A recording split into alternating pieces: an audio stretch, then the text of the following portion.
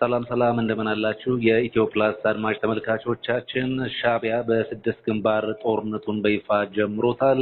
ከዚህ ባለፈ ደግሞ የኢትዮ ጅቡቲን መንገድ ለመቆጣጠር እንዲሁም ደግሞ የሱዳንን ድንበርም በእጁ ለማስገባት የሞት ሽረት ትግል እያደረገ እንደሚገኝ መረጃዎች እያመላክቱ ይገኛሉ። እነዚህን ሁለት ጉዳዮች በተመለከተ መሬት ላይ ያለውን አሁናዊ መረጃ ሊያደርሰን እንደተለመደው ጋዜጠኛ ዘሩባቤል ከኔ ጋር አለ። ዘርሽ እንደምን ዋልክ? ውጥረቱ ከመቼውም ጊዜ በላይ አሁን አይሏል። እንዴት ተመለከትከው? በጣም ጥሩ። እንግዲህ ባለፉት ወራት ሲጠበቅም የነበረው ብዙዎችም ሲፈሩና ሲሰጉ የነበረው ውጥረት ፈንድቷል።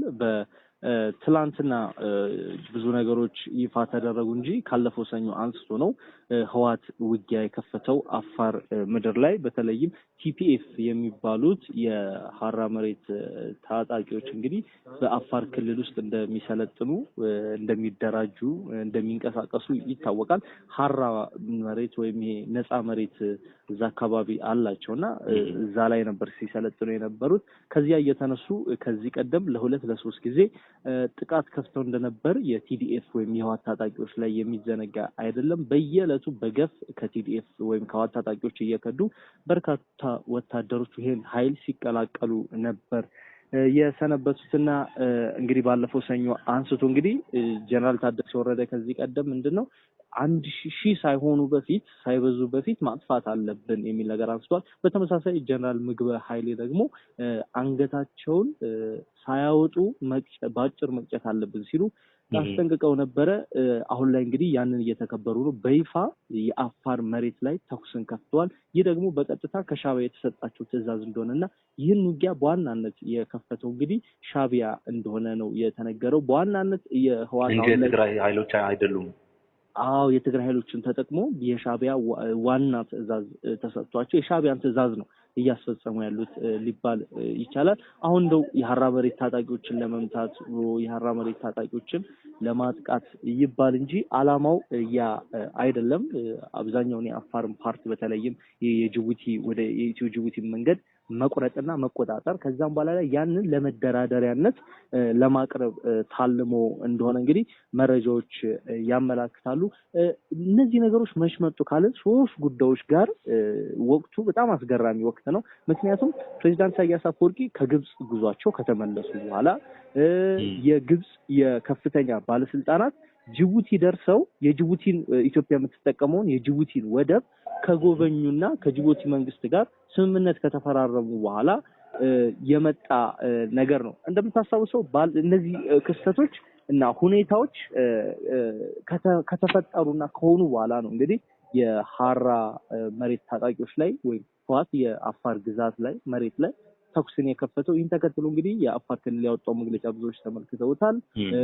ይሁንና ግን ያ መግለጫ በመንግስታዊ ቴሌቪዥኖች ላይ የፌስቡክ የሚሆን ማህበራዊ ገጾቻቸው ላይ አልተሰራጨም። ይሄ ራሱ ለምን የሚል ጥያቄን የሚያስነሳ ነው። ጌታቸው ረዳ የነገሩን ትልቅ ሚስጥር አለ። የጥቃቱ ዓላማ ምንድነው ለሚለው ላይ ጆን መዲድና ጀነራል ፍስሐ ማንጁስ እና ጀነራል ዮሐንስ ወልደ ጊዮርጊስ ወይም ጆን መዲድ ሁለቱ ከሻዕቢያ የተቀበሉትን ትዕዛዝ ነው እያስፈጸሙ የሚገኙት የሚል ነገርን አንስተዋል።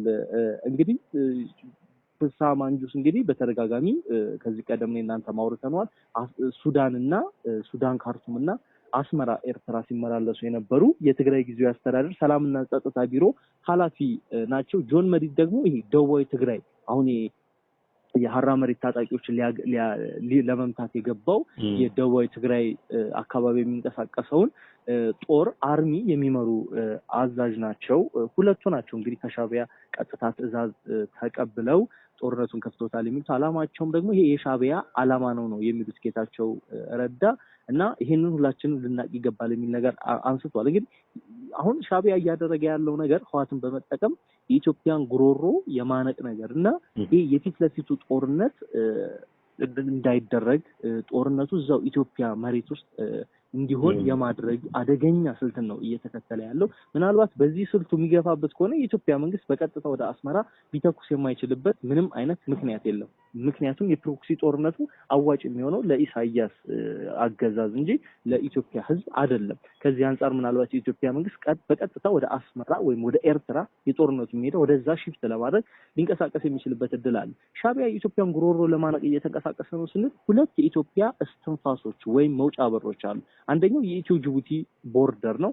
ሁለተኛው ደግሞ በሱዳን ያለው ድንበር ነው። ይሄ እንግዲህ ታስታውሳለህ የሱዳኑ ድንበር ወይም የወልቃይት መሬት እንግዲህ ያኔ ህወሓት ከኢሃፓዎችን እንደዚሁም ደግሞ ሌሎች እንትኖችን በማጥፋት ያንን አካባቢ ተቆጣጥሮ ከአማራ ኃይሎችም የተቆጣጠረው በ1970ዎቹ አካባቢ ላይ እንደሆነ ይታወቃል። ህወሓት ይሄንን ያደረገው ለምንድን ነው? የሱዳን ቦርደር ከተቆጣጠረ ወልቃይትን ከተቆጣጠረ በዚያ በቃ ሁሉም ነገር ማነገር ይችላል። መውጫ መግቢያ ያገኛል፣ እንደፈለገው መንቀሳቀስ ይችላልና በርካታ የታሪክ አጥኚዎች እንደሚናገሩት ደርግ የተሸነፈው የሽሬ ላይ ያለው 405ኛ ኮርና 405ኛ ኮር የተሸነፈ ጊዜና ያንን የወልቃይትን መውጫ በር ህወሓት የተቆጣጠረው ጊዜ ነው ብለው የሚናገሩ ተንታኞች አሉና አሁንም ህወሓት እንግዲህ ከዛ ካለው ሱዳን ካለው ኃይሉም ጋር ለመቀናጀት ከሱዳን አርሚ ጋር በራሱ አካባቢ ካለው የሱዳን አርሚ ጋር ባንድ ህብረት ለመፍጠር ያንን አካባቢ ከሻቢያ ጋር ሆኖ ለመንቀሳቀስ እየተቻኮሉ ነው። ይህን ተከትሎ በወልቃይት አደገኛው ወታደራዊ ትርምስ እንደተፈጠረ ነው ከስፍራው የሚወጡ መረጃዎች የሚያረጋግጡት። እንግዲህ ወልቃይት ላይ እጅግ ትኩሳቱ ተጋግሏል። ኮሎኔል ደመቀም በዛሬው ዕለት መልእክት አስተላልፏል።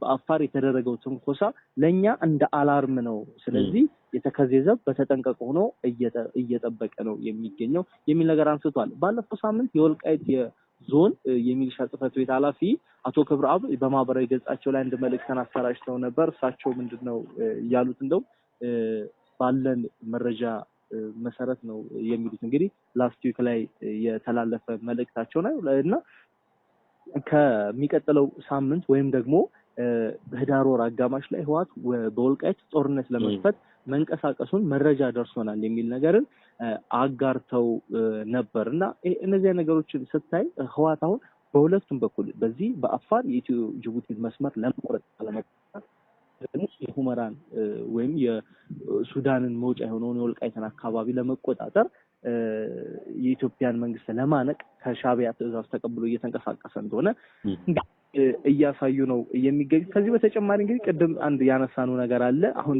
ሻቢያ ይህን እያደረገበት ያለው ነገር ከሁለት ዓላማዎች የተነሳ ነው ብለናል። አንደኛው እነዚህ መውጫ በሮችን የኢትዮጵያን ጉሮሮ እስትንፋሶች የመቁረጥ የመዝጋት የማነቅ ነገር ነው። በሁለተኛነት ደግሞ የሚጠቀሰው የፕሮክሲ ዋር ማጧጧፍ ነው። ጦርነቱ በኤርትራ ምድር እንዳይሆን በአማራና በትግራይ መሬት ላይ ብቻ እንዲጠናቀቅ እንደዚሁም በአፋር መሬት ላይ እንዲጠናቀቅ እዚሁ ሆኖ የኢትዮጵያ መንግስት ከጀርባ ሆኖ የመውጋት አይነት ታክቲክን እየተጠቀመ ነው የሚገኘው።